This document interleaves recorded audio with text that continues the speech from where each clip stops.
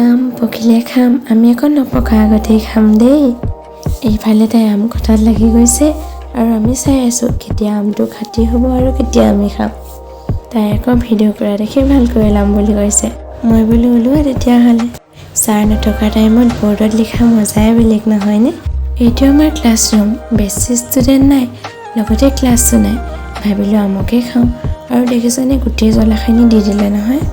গতিকে মইতো খাব নোৱাৰোঁ। এতিয়া ভাবিছোঁ সকলোৱে খোৱা মুখৰ এক্সপ্ৰেশ্যন চাম। সকলো বহি আছে আম খাবৰ বাবে আৰু এইফালে আমাৰ নতুন চিষ্টাৰে ক্লাছ কৰি আছে, কিন্তু তাক কোনেও গুৰুত্ব দিয়া নাই। এইফালে আমাৰ দাদাই কাগজ ফালি আনিছে, বোলে ছাৰহঁতক অলপ অলপ দি দিয়া। আমি বোলো দি দিয়া, চবেই খাব লাগে ন। ময়ো ভাগ কৰি ল'লোঁ। সকলোৰে এতিয়া এক্সপ্ৰেশ্যন চাম দেই। লোৱা, তোমাৰ পৰাই ষ্টাৰ্ট কৰোঁ। তাক আকৌ হাতত দিও দিব লাগিব। মই বোলো এতিয়া নিজে খাব পাৰিবানে খুৱাই দিব লাগিব? সি ক'লে পাৰিম। বাকী যিয়ে নহওক সি কিন্তু ভাল হৈছে বুলিয়ে ক'লে।